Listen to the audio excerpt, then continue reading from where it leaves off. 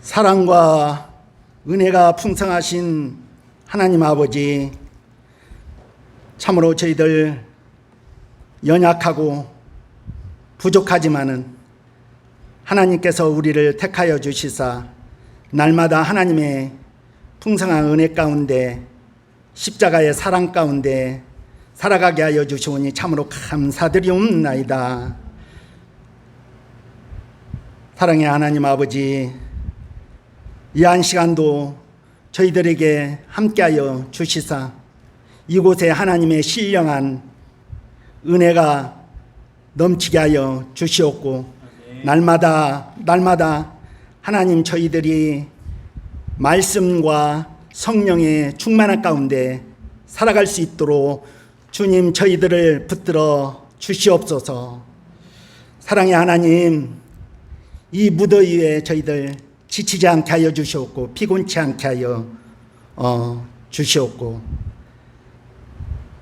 날마다 하나님이 공급해 주시는 신령한 은혜로 주님 살아갈 수 있게 하여 주시옵소서.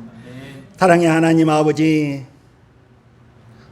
저희 성화교회 온 성도들의 가정을 하나님 지켜주시옵고 세상의 어떤 환난이나 유혹이 틈타지 못하도록 주님 함께하여 주시옵소서. 하나님 아버지, 사랑하는 자녀들 공부하는 가운데 있고 또한 직장에 사업 가운데 있사오니 하나님 그들을 하나님의 강한 손으로 붙들어 주셔서 날마다 하나님의 은혜 가운데 주님 살아갈 수 있도록 주님 도와주시옵고 함께하여 주시옵소서. 사랑의 하나님 아버지, 저희가 세상을 살아가면서 저 주홍빛과 같고 진홍빛과 같은 우리의 모든 죄와 허물들 이 한 시간 주님의 십자가의 보혈로 저 흰눈과 같이 양털과 같이 깨끗이 하여 주셔서 하나님과 저희 사이에 헛다한 아버지 담도 허물어 주시고 온전히 하나님과 화목되고 하나 되는 이 한 시간 되게 하여 주시옵소서. 사랑의 하나님 아버지, 저희의 믿음의 뿌리를 더욱더 견고케 하여 주셨고 믿음의 털을 더욱더 굳건하게 하여 주셔서 하나님 저희의 속사람이 날마다 강건케 하여 주시옵고 저희 입술을 통하여 날마다 신령한 노래로 하나님께 찬양할 수 있게 하여 주시옵소서.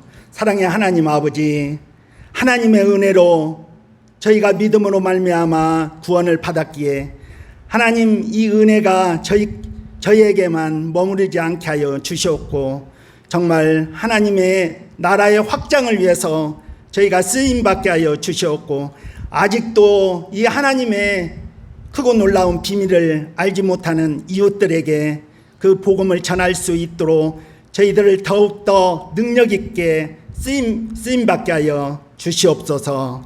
사랑의 하나님 아버지, 이 시간 말씀을 전하시는 목사님 주여 붙들어 주시옵소서. 성령 충만케 하여 주시옵고 날마다 영육간의 강건함을 하나님 더하여 주시옵고 이 시간 말씀이 선포될 때 성령께서 함께하여 주시사 은혜가 풍성케 하여 주시옵소서. 사랑의 하나님 아버지, 또 7월에 여러 가지 계획들이 있습니다. 특히 우리 교육부서의 수련회도 있습니다. 하나님 이 모든 것들이 주님의 은혜 가운데 잘 치러질 수 있도록 주님 도와주시옵고 함께하여 주시옵소서. 사랑의 하나님, 성도들 가운데 몸이 연약한 자들 있습니다. 하나님 찾아가 주셔서 하나님 그들을 붙들어 주시옵고 더욱더 영육간의 강건함을 더하여 주시옵소서. 이 모든 말씀 예수님의 이름으로 기도드립니다. 한번 따라서 해보겠습니다. 은혜의 지배. 지배라고 하는 말은 좀 부정적이죠. 다스리고 통치한다 라는 그런 의미입니다. 그런데 이 지배라고 하는 것은 잘 보호하고 돌보는 것이기도 합니다. 예를 들어 보면 어린이들 이야기, 이거 너무 오래된 이야기라 조금 답답하긴 한데 혹시 여러분 옛날에 어린이 만화 프로그램 중에 마징가 이런 거 보신 적 있습니까? 마징가는 일본에서 만든 이제 애니메이션인데 수영장 같은 게 있습니다. 그런데 물이 쫙 갈라져 전파가 위기가 처해지면 수영장이 갈라지고 거기서 로봇가 이렇게 하나 나옵니다. 중요한 것은 이제 그 마징가는 다른 로봇하고 좀 다른데 로봇은 따로 있고 움직이는 비행기가 머리에 이렇게 딱 이제 결합을 해야 비로소 운전이 되는 거죠. 지배라고 하는 것은 그런 겁니다. 우리 삶을 이끌어가는 힘, 우리 삶을 이끌어가는 능력, 힘, 이것을 지배라고 부릅니다. 지배가 없는 것은 하나도 없고 누가 우리를 지배하느냐, 누가 우리를 이끌어가느냐, 철학적인 어려운 말로는 누가 헤게모니를 쥐느냐 이런 표현을 씁니다. 우리식으로 말하면 무엇이 내 인생의 실세냐 이런 것과 같습니다. 그럼 지난 한 주간 여러분을 가장 많이 힘들게 하고 여러분의 마음을 가장 쓰게 한 일이 무엇입니까? 그게 여러분을 지배하는 것입니다. 지배라고 하는 단어는 이제 그런 단어인데 성경은 역설적인 이 두 단어를 같이 하나로 묶어 놓죠. 은혜의 지배라고 하는 독특한 말을 만들어내는데 은혜의 지배라고 하는 단어가 가장 적절한 성경 본문은 이제 에베소서 말씀입니다. 에베소서는 하나님께서 죄와 사망을 어떻게 예수 그리스도의 십자가와 또 그 부활의 능력으로 변화시켰는지 그리고 하나님의 백성에게 얼마나 강력한 은혜가 부어지고 있는지를 가르쳐 주면서 우리의 삶이 율법이나 사탄이나 세상의 우상이 지배하는 것이 아니라 완벽하게 하나님의 은혜로 충만한 삶이 가능하다 하는 것을 우리 가운데 가르쳐 줍니다. 이게 왜 그러냐면 그 안에 어마어마한 힘과 능력이 주어져 있는데 너무나 모르는 거죠. 그래서 에베소서는 그 은혜의 지배를 자세하게 부활의 능력이라고 하는 강력한 힘을 통해서 우리에게 가르치고 설명합니다. 오늘 우리는 이 은혜의 지배라고 하는 것을 사무엘상 전체를 시작하면서 우리가 이제 이번 주부터 사무엘상을 7월과 8월 2달 동안에 전체를 다 다루는 것은 아니고 사무엘서에서 가장 중요한 본문들을 좀 살펴볼 텐데 사무엘상 전체를 은혜의 지배라고 하는 관점으로 살펴보려고 합니다. 그리고 그 은혜의 지배를 우리 가운데 가장 잘 드러내는 본문은 제가 볼 때 시편 40편 말씀입니다. 그리고 시편 40편 안에 있는 은혜와 그 은혜가 우리 가운데 임할 때 그것을 믿음으로 받는 기도와의 관계. 그래서 이번 그 사무엘상하를 묵상하면서 은혜와 기도에 대해서 함께 살펴보는 우리가 얼만큼 기도해야 되고 기도가 얼마나 중요한지 기도를 통해서 하나님께서 어떠한 일들을 이루시는지를 함께 살펴보고자 합니다. 그래서 이 7월 8월 동안에 제가 바라기는 여러분의 기도가 깊어지기를 바랍니다. 제가 알아요. 제가 압니다. 많은 성도님들이 성경책 일주일에 딱 한 번 들어요. 주일에 한 번 올 때 들고 나옵니다. 딱 한 번 오고 집에 가면 주일 아침에 찾아요. 성경이 어디 있는지. 제가 그런 거 알아요. 여러분 많은 어릴 때부터 신앙생활 했던 분들이 하루에 3번 기도하는 걸 압니다. 아침에 하나님 감사합니다. 밥 먹고요. 점심에는 이렇게 기도하지 않습니다. 하나님 땡큐 아멘. 이 땡큐 아멘도 안 하죠. 어떻게 하죠? 밥 앞에 밥을 차려놓고 나는 기도했다고 스스로 착각하는 거죠. 이렇게 기도합니다. 저녁에 밥 먹을 때 잠깐 기도하고 밥 먹어요. 그러니까 하루에 3번 기도하는데 전체를 합치면 많은 성도들이 우리나라의 성도들이 유감스럽지만 우리나라의 기독교 성도들이 기도하는 시간이 1분이 안 됩니다. 일주일간. 제가 이거 장난으로 이야기하는 것 같죠. 실제로 그렇습니다. 기도 거의 안 합니다. 하루에 우리가 기도 시간들이 충분히 확보되어야 돼요. 그게 얼마나 중요한지. 이게 의무나 법칙이 아니라 생명의 능력이다 하는 것을 우리 예배를 통해서 확인하고 한 번에 안 됩니다. 기도 안 하다가 기도하려고 하면 10분이 그렇게 길어요. 10분 기도 못 합니다. 20분 어떻게 기도할지 모릅니다. 30분을 하루에 기도한다. 인생 낭비 같아요. 어떤 사람이 1시간 기도한다. 할 것도 많고 해야 될 일도 많고 중요하게 해야 될 일들 많은데 아무것도 안 하고 1시간 기도한다. 완전히 낭비로 생각합니다. 그렇지 않습니다, 여러분. 이 바쁘고 어려운 시간 가운데 우리 영혼을 지킨다 하는 것 안에 우리 이 시간이 기도 가운데 이 질과 양이 다 필요한데 온전한 기도, 또 충분한 기도 가운데 하나님께서 우리 마음과 우리 마음 영혼을 어떻게 강건하게 하시고 우리 마음을 어떻게 경고케 하시고 우리 삶에 있는 그 육체의 수많은 유혹들을 이기면서 비로소 인간다운 인간적인 삶, 하나님 백성으로의 삶을 살게 하는데 이 기도가 얼마나 중요한지를 오늘 본문을 통해서 살펴보고자 합니다. 지난주에 우리가 이런 이야기를 살펴보았어요. 마태복음 26장 26절에 두 가지가 팽팽하게 부딪힌다고 말씀드렸죠. 마태복음 26장에는 가룟 유다의 배신이 나옵니다. 가룟 유다가 예수를 팔아 넘겨야 내가 살겠다. 그리고 자신의 생명을 위해서 예수를 잡아 넘기고자 하는 배신이 그 앞에 이야기를 끌고 갑니다. 예수님께서는 그 배신자의 마음을 알면서도 26장 26절에 배신자 가룟 유다 앞에 가룟 유다를 따로 배제하지 않고 가룟 유다에게도 이렇게 행동하셨어요. 똑같이 그들 예수님의 제자들에게 이렇게 말합니다. 그들이 먹을 때 예수께서 떡을 가지사 축복하시고 떼어 제자들에게 주시며 이르시되 받아서 먹으라 이것은 내 몸이라 하시고 또 잔을 가지사 감사 기도하시고 그들에게 주시며 이르시되 너희가 다 이것을 마시라. 이 본문은 인간과 예수님 하나님의 인간의 마음과 하나님의 마음이 얼마나 다른지를 보여주죠.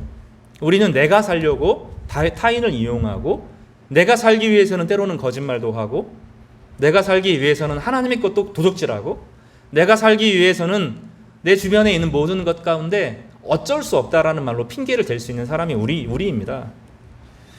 주님 심지어 우리는 인생을 살아가면서 예수님의 주권을 인정하지 않을 때도 많아요.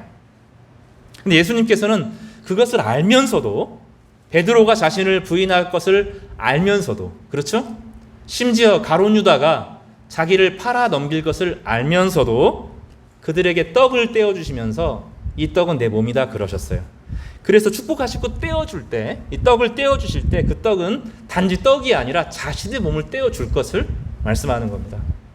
주님께서 십자가를 지셨을 때 이 십자가에 온전한 사람들을 위해서 착한 사람들을 위해서 자신을 잘 믿는 사람들만을 위해서 십자가에 지지 않으셨다라고 사도 바울은 말합니다. 우리가 죄인 되었을 때 우리가 아직 알지 못할 때 주님께서 우리를 위해서 십자가를 지셨다라고 말합니다. 적의와 배신과 불신 자들을 향하여서 주님은 자신의 몸을 떼어주시는 방식으로 은혜라고 하는 것이 여전히 가능하고 배신한 사람, 배반한 사람, 자신에게 등을 돌린 사람, 정의롭지 않은 사람, 공의롭지 않은 사람, 공동체의 질서를 깨트리는 사람, 모든 사람을 아프게 하는 사람들에게도 여전히 십자가는 유효하다고 말합니다. 그래서 돌아오도록 초청의 기회를 하시는 것이죠. 이것을 우리는 거부할 수 없는 하나님의 사랑, 죄인들을 향한 하나님의 긍휼 여러 가지로 표현하지만 이 한 단어를 표현해서 헤세드, 따라서 해볼까요? 헤세드, 은혜라는 말로 바꾸어서 부릅니다. 헤세드의 정의는 여러 가지가 있겠지만 따라서 해볼까요? 자격 없는 자에게 부어주는 하나님의 사랑, 이것을 헤세드라고 부릅니다. 오늘 본문은 이 은혜에 대한 네 가지 관점을 시편 40편에서 설명을 합니다. 그리고 이 은혜의 네 가지 관점은 사무엘상 전체를 관통하는 핵심 주제입니다. 왜냐하면 사무엘 상하에 선택받은 왕 다윗의 모습이 드러나는데 다윗은 자신의 인생 가운데 자신의 인생을 이끌었던 것은 사람도 아니고 돈도 아니고 자신의 능력도 아니고 기회도 아니고 은혜였다고 말합니다. 그 은혜를 네 가지로 고백하는데 그것이 시편 40절의 1절에서 5절까지의 메시지입니다. 그리고 1절에서 5절까지의 메시지는 사무엘상 1장에서부터 마지막 장까지 전체를 흐르는 네 가지 주제입니다. 먼저 이야기를 하면 은혜는 이렇게 말할 수 있습니다. 따라서 해볼까요? 첫 번째, 은혜란 의무의 삶에서 사랑의 삶으로의 변화. 의무적으로 하는 것이 아니라 사랑의 동기가 되어서 살아가는 삶, 이것이 은혜의 삶입니다. 두 번째 은혜란 따라서 해볼까요? 외부 환경의 영향에서 하나님에게로 마음의 변화. 그러니까 하나님의 주권이 내 인생을 이끌어 가도록 삶이 바뀌는, 전환되어지는 것이죠. 세 번째 은혜란 타인을 내 삶 위에 두는 것이 아니라 내 삶이 견고하여져서 타인을 세우는 삶입니다. 조금 더 말하면 따라서 해볼까요? 견고해지는 삶. 은혜는 세 번째 단계는 견고해지는 것입니다. 따라서 해볼까요? 네 번째 은혜는 지는 습관에서 이기는 생활로의 변화가 은혜입니다. 따라서 해볼까요? 지는 습관에서 이기는 생활로의 변화. 이게 은혜의 네 단계를 말하는데 오늘 그 시편 40편이 그것을 말합니다. 한 절을 하나씩 살펴보면 시편 40편 1편을 우리가 다시 한번 읽어보겠습니다. 바람이 부니까 자꾸 날아가네요. 시편 40편 1절입니다. 같이 읽어보겠습니다. 시작. 내가 여호와를 기다리고 기다렸더니 귀를 기울이사 나의 부르짖음을 들으셨도다. 여기 기다리고 기다리다라는 말은 정확한 원어를 따지면 기다림 속에서 다시 기다리다. 되게 문학적인 표현입니다. 교회 오는 것이 여러분 기다려집니까? 기도하는 순간이 인생에서 가장 중요해서 그 순간이 기다려집니까? 우리는 그렇게 기도 안 하잖아요.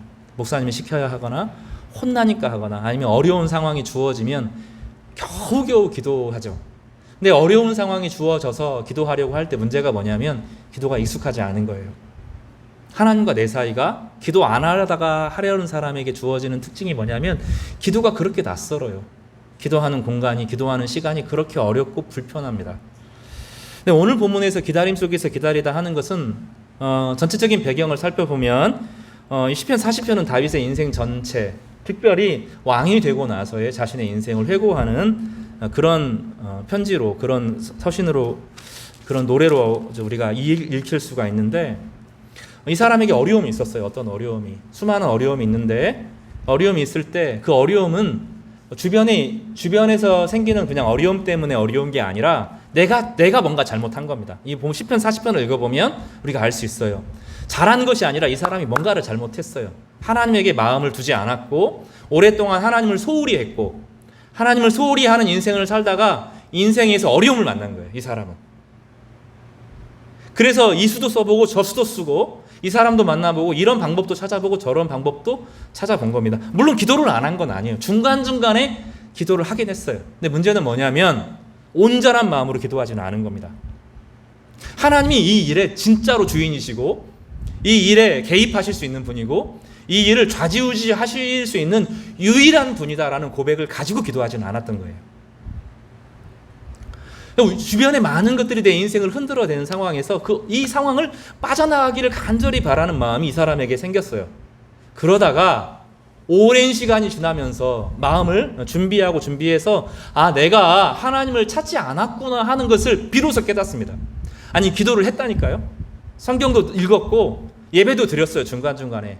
그런데 내 마음 전체가 하나님께 향한 것은 아니었다는 것을 알아요. 이 사람이. 그리고 어느 순간 문득 깨닫게 됩니다. 어느 순간 문득 깨닫는데 마음이 변화가 일어나. 길을 걸어가다가 깨달을 수도 있고요. 억지로 좀 힘들어서 책상에 좀 앉아있어서 깨달을 수도 있어요. 어떤 설교 말씀을 들을 때 잠깐 깨달을 수도 있습니다. 그러다가 내 마음 중심에 하나님이 안 계시다고 하는 것을 그때 문득 깨닫게 돼요. 그리고 이제 그때부터 내가 하나님이 내 안에 계시지 않구나 이 생각을 하게 되면서 하나님을 찾기 시작합니다. 근데 응답이 없어요. 응답이 없어요. 여러분 그렇게 안 됩니다. 내가 하나님을 찾고자 해서 내가 간절히 부르짖기 시작하고 기도할 때 응답이 안 이루어져요.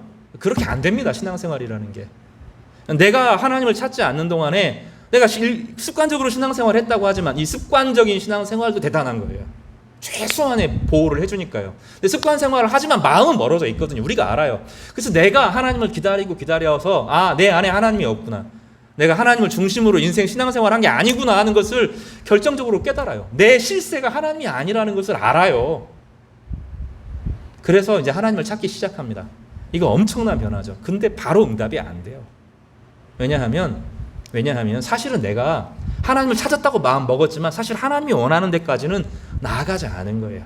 하나님이 원하는 마음 상태, 하나님과 교제할 수 있는 몸의 상태가 안 된 거예요. 예, 그러면서 기도하면서 몸의 상태가 바뀌고 이 기다리는 순간들이 필요합니다. 우리의 신앙생활은 야구를 보는 것과 똑같아요. 무슨 얘기냐면 그 사람 보면서 막 욕합니다. 저 사람 야구 잘하네, 폼이 틀어졌네 말하는 거죠. 어느 날 내가 야구를 배우려고 하죠. 교본을 가지고 야구 책을 배웁니다. 아, 요렇게 하면 되는구나. 안 돼요. 왜 안 되죠? 근육이 하나도 안 만들어졌어요. 근육이 안 만들어졌어요. 들긴 드는데 엉성해요. 왜냐하면 야구 선수들이 가지고 있는 폼은 근육으로 만들어진 몸이거든요. 하루에 조깅을 해야 되고 푸시업을 해야 되고 몸을 가볍게 만들어야 되고 이걸 계속하면서 근육이 딱 만들어지고 수십 번 수백 번 그 하면서 자기의 컨디션과 폼을 유지하는 겁니다. 우리는 인생을 살아가면서 아마추어로 살 수 없어요. 신앙생활은 프로페셔널한 영역입니다. 인생에 살고 죽느냐 하는 것은 정말로 탁월하게 정신이 바짝 깨어서 최선을 다하지 않으면 인생이 안 만들어지거든요. 결과가 나오지를 않는 거예요. 은혜라고 하는 것이 내가 은혜 받아서 삶이 막 이루어지는 것이 아닙니다. 하나님이 아무리 은혜를 주셔도 이것을 내가 받아 누리고 몸에 배어있지 않으면 삶에서 아무것도 걷지를 못해요. 우리가 만나는 상대는 세상이거든요. 세상은 견고합니다. 세상의 안에 악한 사탄의 영이 존재하고 있어요. 아주 탄탄한 견고한 진이 세워져 있습니다. 그래서 때때로 하나님께서 우리에게 은혜를 베풀어 주셔서 위기에서 건져주시기는 하시지만 그 위기를 하나님과 동행하면서 같이 걸어가면서 열매를 맺는 삶은 진짜 하나님과 완전히 밀착되어서 프로처럼 해야 되거든요. 이건 의무나 이런 두려움의 영역이 아니라 하나님과 가까이 하는 친밀함의 영역이에요. 그래서 응답이 안 돼요. 나와 하나님과 호흡이 맞을 때까지 하나님의 음성이 내 귀에 생생하게 들리고 내가 하나님에게 내 몸을 순종하여서 하나님께 영광을 돌리는 삶 안에서 하나님이 얼마나 좋은지를 경험하면서 그 안에서 훈련되기 전까지 열매는 쉽게 나타나지 않습니다. 그래서 우리 그 가운데 이 기간 동안에 하나님은 우리로 하여금 기다리게 하십니다. 기다림 중에 기다리게 하셔요. 그런데 기다림 중에 기다리는 게 의무나 법칙이 아니라고 그랬죠. 이게 간절해져요.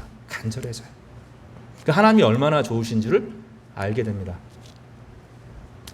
여기 기다리고 기다렸는데 하나님께서 드디어 응답을 하십니다. 근데 응답을 하시는데 내가 이제 들어줄게 이렇게 안 하시죠. 오늘 본문에서 되게 의미 깊은 본문이 내가 주를 기다리고 기다렸더니 주님께서 어떻게 하십니까? 귀를 기울이사 이렇게 말해요. 아, 이제 네가 돌아왔으니까 내가 들어줄게. 이런 관계가 아니라는 거예요. 하나님께서 오랫동안 사실은 귀를 기울이고 계셨어요. 여기서 귀를 기울였다는 것은 문득 하나님께서 이제는 귀를 기울여 볼까, 이제는 들어볼까, 그게 아니에요. 사실은 하나님은 오랫동안에 우리의 음성에 귀를 뭐라고 말하는가 듣고 싶으셨는데 우리 영혼은 하나님께 가 있지 않고 온통 엉뚱한 생각에 빠져 있어서 하나님과 온전한 대화를 나누지 않았다는 거죠. 그러다가 이제 기도가 깊어지면서 내 마음이 하나님을 향하여 온전히 열릴 때 하나님도 오랫동안 응답하셨던, 듣고 싶었던 그 하나님의 말씀이 이렇게 연결되어지는 관계죠. 이것은 마태복음 26장 26절에 예수님께서 자기 몸을 떼어주는 것과 같은 사랑에 참여하는, 비로소 마음을 다해서 참여하는 성도의 모습과 같습니다. 그래서 카오 키위티라는 단어인데 똑같은 단어가 두 단어가 연결되어 있지만 어근이 같은 말이에요. 카오라는 말이지만 기다림 속에서 기다리다 이런 표현이 되는 겁니다. 근데 기다림 속에서 기다리다가 너무 어렵죠, 단어가. 제가 여러분 이야기를 좀 해보겠습니다. 여러분 옛날에 연애할 때 제가 이 얘기할 때 되게 좀 답답할 때가 뭐냐면 별로 연애를 안 했나 이런 생각이 들기도 해요. 별로 그 애정의 시간을, 사랑의 시간을 별로 안 했나 이런 생각이 듭니다. 남자 여자가 사랑을 합니다. 하루 종일 시간을 보냈어요. 데이트하고 편집하고 영화도 보고 밥도 먹고 사랑한다 뭐 꽃도 주고 다 했습니다. 이제 충분하잖아요. 돌아섰는데 또 그리워져요, 마음이. 죄송합니다. 전혀 모르시는군요. 사랑하면 그렇게 됩니다. 너무 보고 싶으면 같이 시간을 오래 보냈어도 잠깐 몇 걸음 떠났는데도 불구하고 천길 만길 떨어진 것 같아요. 그래서 어떻게 하죠? 밤새 전화를 해도 부족하죠. 원래 사랑은 그런 겁니다. 많은 사람들이 그렇게 사랑해요. 여러분들이 좀 죄송한데 사랑은 그런 겁니다. 이제 여러분 부모님과 자식과의 관계가 좀 그렇죠. 아이들은 우리를 싫어하는데 엄마 아빠는 싫어 그러면서도 아이가 늘 보고 싶죠. 어디서 뭐 하나, 어떻게 생각하나, 위기는 없나, 늘 그립죠. 마음속에 그립죠. 우리나라 시 중에 저는 우리나라 시 최고의 시 귀절이 이거라고 생각해요. 저는 제가 읽었던 모든 시 평가를 질 수는 없지만 김소월 씨가 이렇게 표현하죠. 제가 이게 진짜 시다 그런 생각을 하는데, 사랑하면 이렇게 되는 겁니다. 그립다 말을 할까 하니 그리워. 편지를 쓰는 거죠. 그 사람이 참 그리워요. 그래서 야 그립다 누구야? 이게 엄마에게, 자녀에게, 친구에게 쓰는 건다. 그립다라고 말하는 순간 마음속에 그리움이 확 솟구치죠. 지금 40편의 1절에 그 변화가 일어난 거예요. 오랫동안 40편 그 이전에 성도의 상황은 하나님을 낯설게 여기고, 하나님을 무섭게 여기고, 율법주의처럼 여기고, 나를 심판하는 분으로 여기고, 하나님이 부담스럽고 신앙생활이 부담스러운 관계였단 말이죠. 그래서 내 어려움이 있어도 사람을 찾고 내 힘을 의지하고 내 능력을 의지하고 살았어요. 내 육체를 의지하고 내 기회를 의지하고 사람을 의지하고 온 힘을 가지고 살았어요. 그런데 시편 40편 1절을 시작할 때 이 성도가 여호와를 간절히 기다립니다. 기다린 것은 사랑의 관계가 회복된 거죠. 그리워서 다시 기다리고, 기다림 속에서 기다리는 건 사랑하는 사람을 기다리는 것처럼 기다려요. 그런데 나만 그립고 기다리는 것이 아니라 주님께서 내 말에 귀를 기울이셔요. 사랑의 관계죠. 그 전에 신앙생활은 의문과 두려움과 불안과 혹은 내 인생에서 어려움을 해결하기 위한 도움을 얻어볼까라고 하는 마음으로 신앙생활을 했던 거예요. 근데 하나님이 그런 분이 아니잖아요. 하나님이 언약 가운데 우리를 초대하셨을 뿐만 아니라 하나님께서 예수님 그리스도를 이 땅에 보내셔서 배반하는 제자들을 향하여서, 심지어 자기를 팔아넘기는 제자, 또 그 대사장 앞에, 종들 앞에서 나는 예수 모른다, 내가 예수를 알면 나는 예수를 저주할 것이고, 내가 예수를 알면 나도 저주를 받아야 된다라고 생각했던 그 제자를 향하여서도 자기의 몸을 떼어줄 만큼의 사랑이 넘치는 사랑이라는 것을 알잖아요.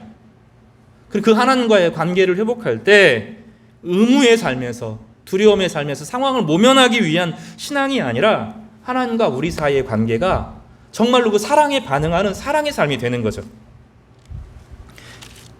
사랑하니 보고 싶어요. 신앙생활이 이게 신앙이죠.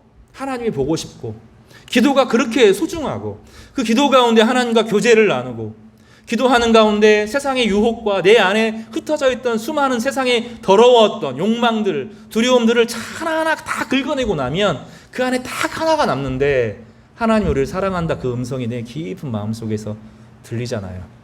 근데 그 사랑이 얼마나 커요?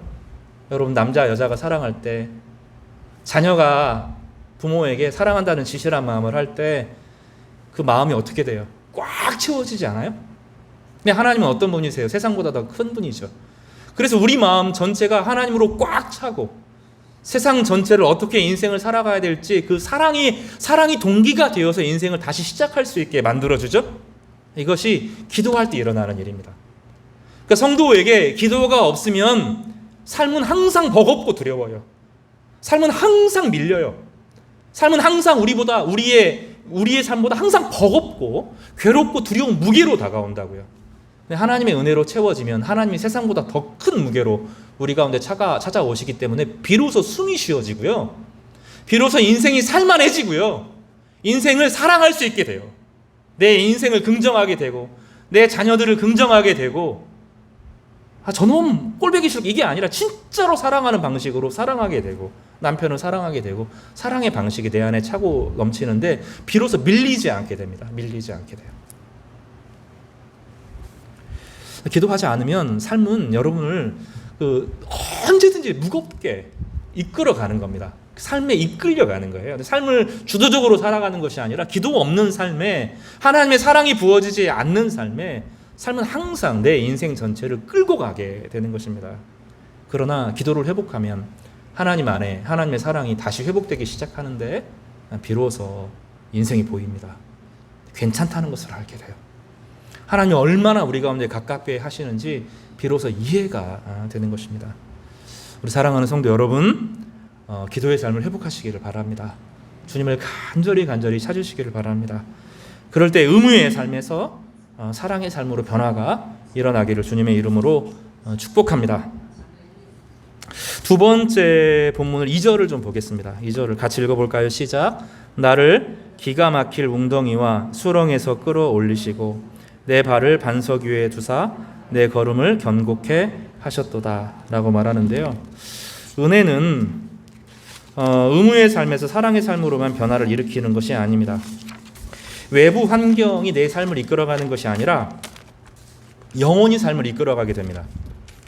이것은 외부 환경에서 눈을 하나님으로부터 마음의 변화가 일어나는 것을 표현하는데 그것을 가장 극적으로 제가 이 시편 40편 말씀은 사무엘상 하 전체를 축약해 놓은 말씀이라고 그랬잖아요.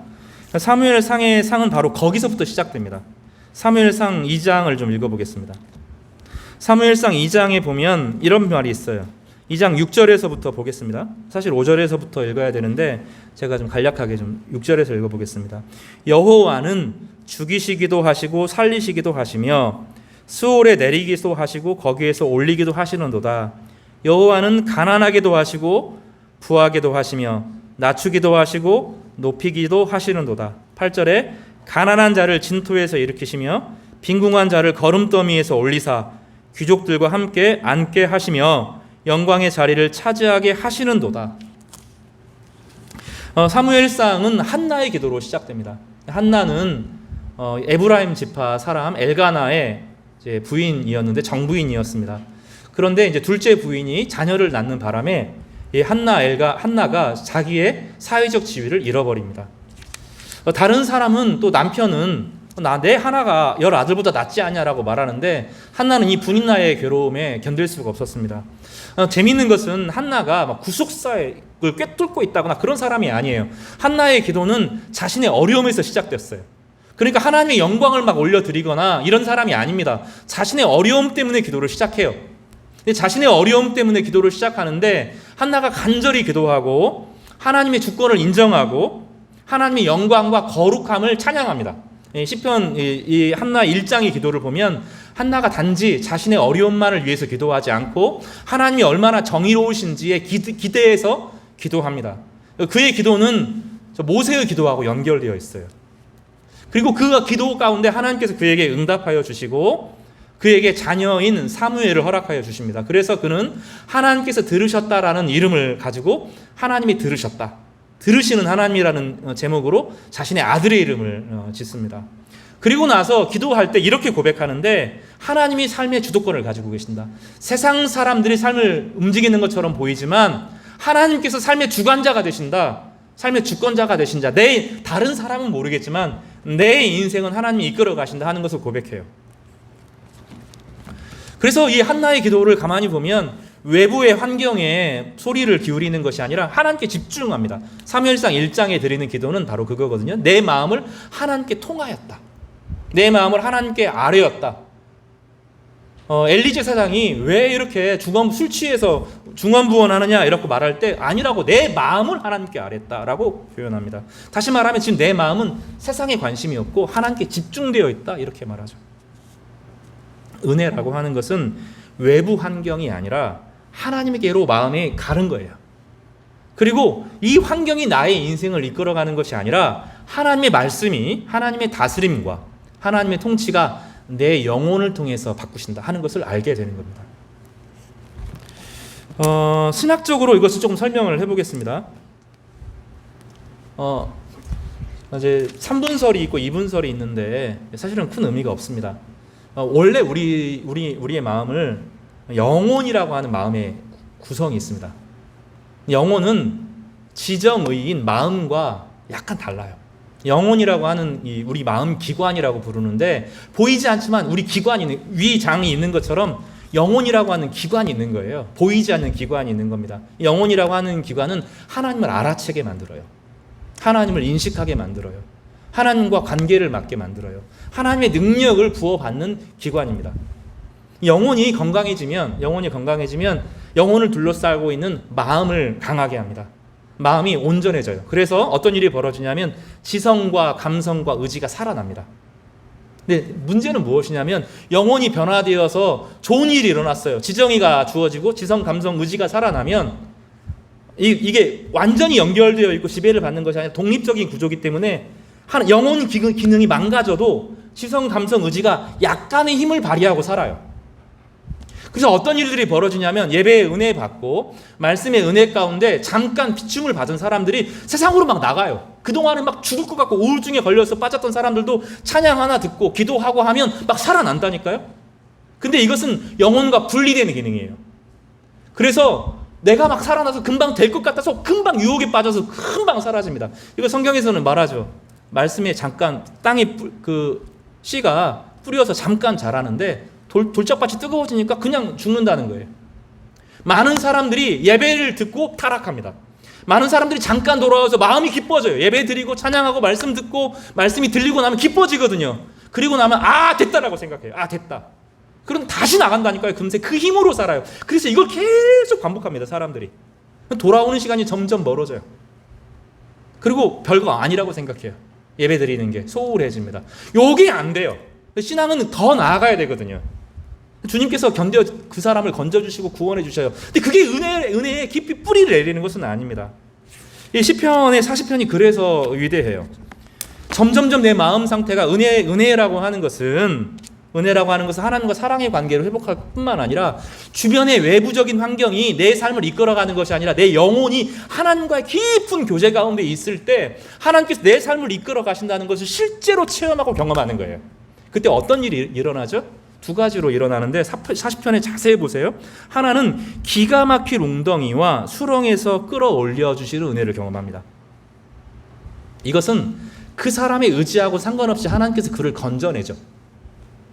하나님께서 도와주셔요. 그러니까 우리가 어려움에 있을 때 하나님을 의지하면 주님께서 건져주십니다. 건져주십니다, 성도 여러분. 주님을 간절히 찾고 주님 앞에 나아가면 건져주신다고요. 근데 시편 40편에서 조금 더 나아가요. 2절에서 다른 단계로 넘어가는데 은혜라고 하는 것은 외부 환경에서 하나님의 마음이 변할 뿐만 아니라 견고하게 하시는 은혜가 나타나요. 40장이 뭐라고 되어 있죠?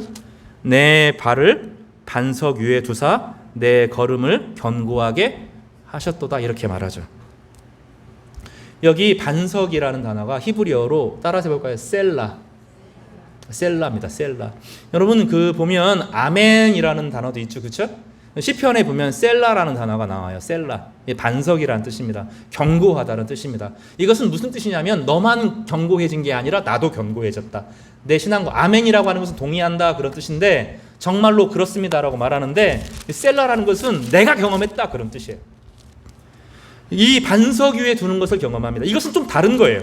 반석 위에 두는 것은 내 걸음을 견고하게 하셨다라고 하는 것이 미끄러지지 않는다. 이 원어를 가지고 보면 미끄러지지 않는다는 뜻이에요. 그리고 어떤 성도가 하나님의 은혜를 경험하면서 하나님의 사랑을 누리고 하나님께 간절히 찾을 때 그 사람을 하나님께서 건져주셨어요. 근데 건져주실 때 다시 세상으로 나가는 것이 아니고 조금 더 은혜 안에 머무를 때 하나님께서 그의 삶 가운데 탄탄한 근육을 주시는 거예요. 그래서 걸어가게 하셔요. 걸어가게.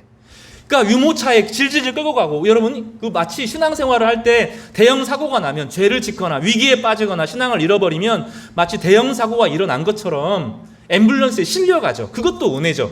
근데 그것으로 멈춰서는 안 된다는 거예요. 은혜가 뭐죠? 걸어가는 거예요. 이제는 견고해져서 하나님과 동행하면서 하루하루의 인생을 걸어가게 만들어주시는 거죠. 이것이 은혜입니다. 그래서 이 은혜의 세 번째 단계는 견고함을 경험해요. 이 견고함이라고 하는 것은 걸어가는 것인데 단지 막연하게 걸어가는 것이 아니라 비전을 따라서 걸어갑니다. 이것을 사무엘서 3장 1절은 이렇게 표현해요. 아이 사무엘이 엘리 앞에서 여호와를 섬길 때에는 여호와의 말씀이 희귀하여 이상이 흔히 보이지 않더라. 여기서 사무엘과 엘리를 비교하는데 엘리는 비둔해지고 하나님 말씀을 잃어버려서 걸어가지를 못해요. 그냥 의자에 널브러져서 자고 있어요. 하루 종일 문설주 앞에서 자고 있습니다. 근데 사무엘은 하나님이 부르면 즉각적으로 하나님 앞으로 나아가는 사람이 되죠. 사무엘은 움직이는 사람이에요. 비전을 보는 사람이에요. 말씀과 동행하면서 비전 앞에서 견고하게 살아갑니다. 걷다 보니 어떻게 돼요? 걸음이라는 게 그렇지 않아요? 걷다 보면 어떤 일이 생겨요? 근육이 생기죠. 제주도 일주 절대 못합니다. 운동 안 한 사람이 못해요. 근데 운동을 꾸준히 한 사람은 처음에 둘레길 조금 걷죠? 운동이 되고 꾸준히 되면 두 바퀴도 조금 더 걸어요. 걷다 보니 걸어져요. 하나님 우리에게 어느 날 갑자기 큰 은혜를 주셔서 막 걸어가게 하는 것이 아니라 걷다 보니 걸어갈 수 있는 힘을 주시는 거예요. 그전에는 어떻게 했어요? 잠깐 은혜 받고 죄 짓고, 잠깐 은혜 받고 죄 짓고, 세상이 너무 좋아서 잠깐 있다가 너무 힘들어져서 오는 방식.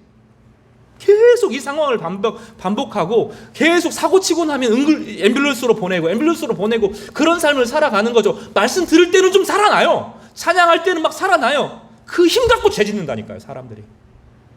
주님께서 이게 열매 맺지 못한 삶이라고 그러잖아요. 그런데 은혜 가운데 계속 가면 어떤 일이 벌어져요? 걸어져요. 안 미끄러져요. 신발이 미끄러지지 않는 신발을 신는 것과 같이 하나님 말씀이 우리 삶을 견고하게 이끌어가고 채워가게 하시는 은혜를 경험하게 되는 것입니다. 여러분, 그래서 은혜가 주어지면 반드시 비전이 따라옵니다. 기도 생활 가운데 하나님과 가까워질 때 말씀이 이해가 되어지고 말씀이 나에게 하는 말씀으로 들리기 시작하는 단계가 주어지는데, 말씀이 주어지고 나면 생각이 맑아져요. 그리고 여러 생각들이 납니다. 아, 이렇게 해야 되겠구나. 이 사람과 정리해야 되겠구나. 이렇게 살아야 되겠구나. 여기에 내 인생을 걸어야 되겠구나 하는 생각들이 우리 가운데 주어져요. 그 생각 중에서 아무 생각이 아니라 점점점 하나님이 확신을 주는 생각들을 주시는데, 걸어야 근육이 생깁니다. 가야 길이 생겨요. 그런 은혜를 누리게 되는 것입니다. 마지막으로 보면 시편 이제 5절에서 보면 이 사람이 찬양하거든요. 하나님이 나와 함께 하셨다 하고 찬양의 삶을 살아갑니다. 그래서 5절에 여호와 나의 하나님이여 주께 행하신 기적이 많고 우리를 향하신 주의 생각도 많아 누구도 견딜 수 없나이다. 내가 널리 알려 말하고자 하나 너무 많아 그 수를 셀 수가 없나이다 하고 찬양하는 인생을 살아가게 됩니다. 이 찬양이 되게 중요한데요. 이게 이 말씀이 여러분 되게 잘 들으시기를 바랍니다. 다시 따라서 해볼까요? 말대로 된다. 이거 우리 오랫동안 들었던 말이에요. 진짜로 그렇습니다. 말대로 됩니다. 왜냐하면 하나님께서 창세기 1장 28절에 이렇게 말씀하셨어요. 하나님이 그들에게 복을 주시며 하나님이 그들에게 이르시되 생육하고 번성하라, 땅에 충만하라, 땅을 정복하라, 바다의 물고기와 하늘의 새와 땅에 움직이는 모든 것들을 다스리라 하셨어요. 그리고 말의 권세를 사람에게 주고 동물들의 이름을 짓도록 하셨습니다. 하나님의 백성은 말을 통해서 방향을 정하는 거예요. 하나님이 말을 통해서 세상을 창조하셨던 것처럼 우리 인생은 우리 말을 통해서 창조됩니다. 그러니까 우리 말이 하나님의 찬양으로 넘쳐나기 시작하면, 하나님의 주권과 은혜를 선포하게 되면 그대로 이루어져요. 여러분, 말을 이기지 못합니다. 여러분, 불평과 두려움과 원망의 말이 있는 사람은 그대로 되는 거예요. 그대로 된다니까요. 말이 그렇게 무섭다고요. 내가 안 된다 그러면 안 되는 건 절대로 될 수가 없어요. 말대로 되는 거예요. 말대로. 하나님이 이 입안에 권능을 주셨기 때문입니다. 그래서 이 말이 변한다는 것, 내 말 가운데 하나님을 찬양하고 하나님을 영광을 돌리고, 이 영광을 돌린다는 건 막연히 하나님이 높아서 그런 것이 아니라 하나님이 정의로우시고 하나님이 공의로우시고 하나님이 신실하시고 하나님이 우리 삶을 정말로 사랑하시는 자녀로 여기시기 때문에 그 하나님 앞에 우리 삶의 고백을 드리는 거죠. 그래서 시편 40편의 5절에 자신의 삶 가운데 있었던 은혜를 다시 재생산하죠.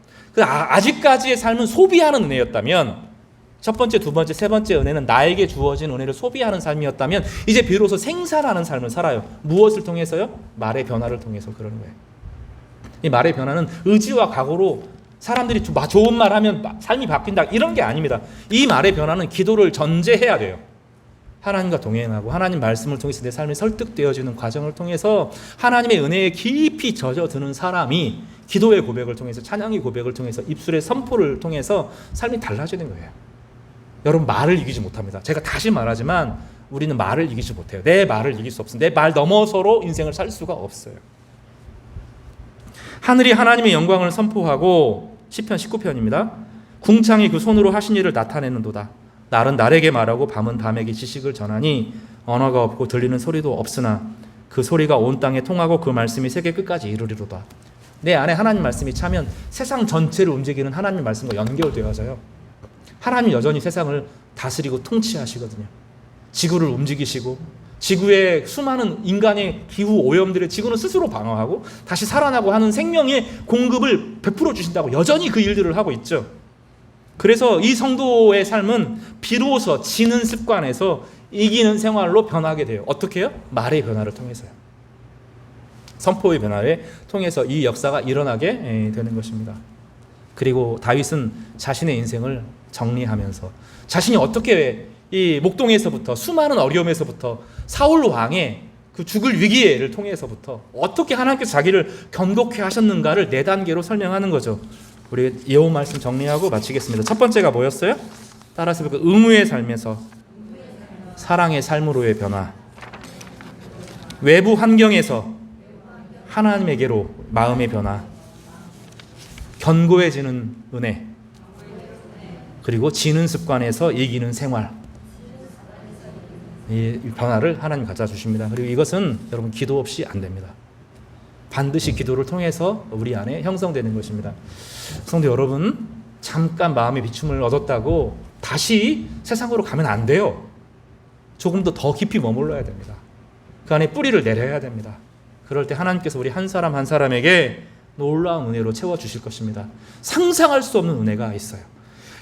하나님께서 예비해 놓으신 정말로 어마어마한 은혜가 우리 가운데 예비되어 있습니다. 이것이 하나님의 사랑에 기초하고 있기 때문입니다.